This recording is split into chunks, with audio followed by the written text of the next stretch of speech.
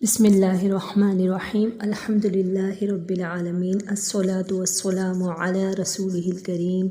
اما بعد فاعوذ باللہ من الشیطان الرجیم رب اشرح لی صدری ویسر لی امری واحلل عقدۃ من لسانی ویفقہوا قولی۔ السلام علیکم ورحمۃ اللہ وبرکاتہ۔ آج ہم صحیح مسلم کی ایک حدیث کا ایک چھوٹا سا ٹکڑا پڑھیں گے۔ الدین النصیحہ، دین نصیحت یا خیر خواہی کا نام ہے۔ جو طویل حدیث ہے اس کا ترجمہ کچھ اس طرح ہے کہ حضرت تمیم داری سے روایت ہے کہ رسول صلی اللہ علیہ وسلم نے فرمایا، دین خیر خواہی کا نام ہے۔ ہم نے کہا کس کے حق میں، یعنی کس کے حق میں خیر خواہی کرنا چاہیے؟ تو رسول صلی اللہ علیہ وسلم نے فرمایا کہ اللہ کے لیے، اللہ کی کتاب کے لیے، اللہ کے رسول کے لیے، مسلمانوں کے ائمہ یا امام کے لیے اور تمام مسلمانوں کے لیے۔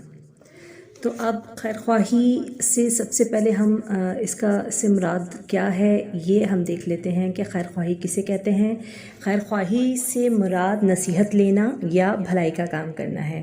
نصیحت کرنا یا نصیحت لینا دونوں ہی، اور نصیحت چونکہ اخلاص کا نام ہے لہٰذا جس سے بھی نصیحت کی جائے یا کوئی دوسرا کسی بندے کی نصیحت کرے تو اس میں اخلاص کا پہلو غالب ہونا چاہیے۔ اور اخلاص کہتے ہیں آپ نیک نیتی سے اور اخلاص دل سے بغیر کسی نیگیٹو جذبات کے کسی سے نصیحت کریں، اور یا کوئی دوسرا آپ کو نصیحت کر رہا ہو تو اس کی نصیحت پر عمل کریں اگر وہ آپ کے حق میں بہتر ہے تو۔ جیسے کہ نبی کریم صلی اللہ علیہ وسلم نے ایک سنن نسائی کی ایک حدیث ہے جس میں نبی کریم صلی اللہ علیہ وسلم نے 3 بار یہ ارشاد فرمایا کہ دین سراسر خیر خواہی کا نام ہے، یعنی دین کے تمام معاملات میں اخلاص سب سے زیادہ غالب پہلو ہونا چاہیے۔ تو اب جو ہم نے حدیث میں پڑھا تھا کہ جیسے کہ صحابہ کرام نے کہا کہ کس کے حق میں خیر خواہی کرنا چاہیے، تو نبی کریم صلی اللہ علیہ وسلم نے فرمایا کہ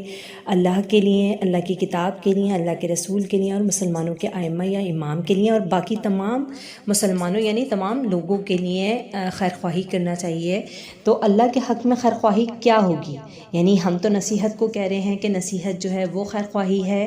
اور خیر خواہی جو ہے وہ اخلاص کے ساتھ ہے۔ تو اللہ کے ساتھ خیر خواہی یہ ہے کہ اللہ تعالیٰ کی ذات اور اس کی صفات پر ایمان لایا جائے، جیسا کہ اس نے ہمیں بتایا ہے کہ اس کی ذات کیا ہے۔ اپنی ذات کے لیے اس نے کون کون سے نام اسماء اپنے بیان کیے قرآن پاک میں، اور جو صفات بیان کی ہیں ان پر من و ان ایمان لے کر آیا جائے۔ اس کی وحدانیت اور حاکمیت پر کامل آپ کا یقین ہونا چاہیے، اور کسی کو بھی اس کی ذات اور صفات میں شریک نہ مانا جائے، وہ مزار ہوں، وہ کوئی ذات ہو، وہ کوئی پرسنالٹی ہو، وہ کوئی چیز ہو، وہ کوئی گروپ ہو، تو اس میں ہم اللہ کو کی ذات کے ساتھ اس چیز کو شریک نہ کریں۔ ٹھیک ہے، یعنی اللہ تعالیٰ نے اگر کسی کام کا حکم دیا ہے اور ہم معاشرے میں کوئی دوسرا کام کرتا ہوا دیکھ رہے ہیں، یعنی اس کے اگینسٹ کرتے ہوئے دیکھ رہے ہیں، تو ہم معاشرے کی اس بات کو اڈاپٹ کر لیں اور اللہ تعالیٰ کے حکم کو پس پش ڈال دیں، تو یہ بھی ایک طرح کا ایک اللہ تعالیٰ کی بات کو نہ ماننا یا اس کی نافرمانی کرنا ہے، اور اس میں اخلاص کا پہلو نہیں ہوگا۔ اور اس کی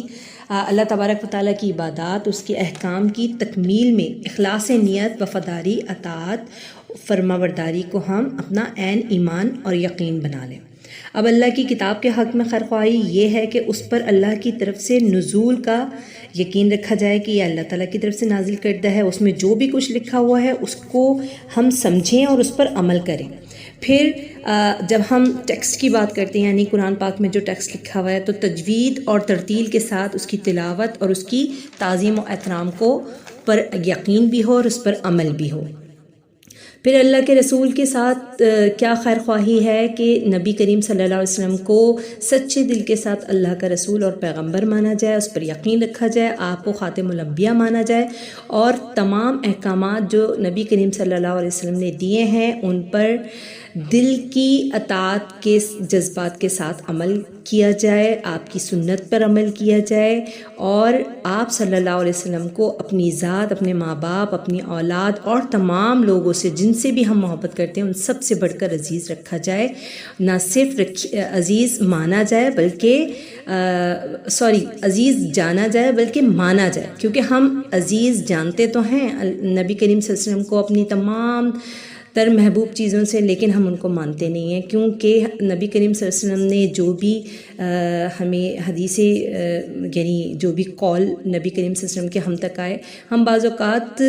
اپنی پرسنل باتوں کو زیادہ فوقیت دے جاتے ہیں اور سنتوں کو پس پش ڈال دیتے ہیں. اور آپ صلی اللہ علیہ وسلم کی اہل بیت اور اصحاب سے بھی اتنی ہی محبت رکھی جائے، یعنی نبی کریم صلی اللہ علیہ وسلم کی جتنی نہیں، لیکن جتنا کہ ان اصحاب کا اور اہل بیت کا حق ہے اسی طریقے سے ان سے محبت کی جائے. پھر مسلمانوں کے ائمہ یا امام کے حق میں خیر خواہی کا مطلب یہ ہوگا کہ جو شخص اسلامی حکومت کی سربراہی کر رہا ہے اس کے ساتھ وفاداری قائم کی جائے، اسلامی احکام اور قوانین پر عمل کیا جائے، اور ملک میں کسی بھی قسم کے فساد برپا کرنے سے اجتناب کیا جائے، اچھی باتوں کی پیروی کی جائے اور بری باتوں کی اطاعت سے اجتناب کیا جائے، یعنی اپنے آپ کو بری باتوں سے محفوظ رکھا جائے. اور مسلمانوں کے حق میں خیر خواہی یہ ہے کہ ان کے دینی اور دنیاوی تمام معاملات میں ان کی خیر و بھلائی کا طالب رہا جائے، ان کو تبلیغ کرنا، ہدایت کرنا، اچھی بات کی تبلیغ کرنا، یہ ان کی خیر خواہی ہے. اور جو چیز انہیں نقصان دہ ہو ان کے لیے، یا ان کے لیے بری ثابت ہو یا انہیں برے راستے پہ ڈالنے والی ہو، ان سے ان کو آگاہ کرنا، ان کو تنبیہ کرنا. اور یہ حدیث چونکہ نبی کریم صلی اللہ علیہ وسلم کی ایک ایسی حدیث ہے جو دین کی تمام احکامات کو کا احاطہ کرتی ہے، تو اس لیے یہ حدیث جوامع الکلم میں سے ہے، یعنی کہ یہ ہمارے دین کے تمام احکامات کو کا احاطہ کرتی ہے اور ہمیں اخلاص نیت سکھاتی ہے کہ ہم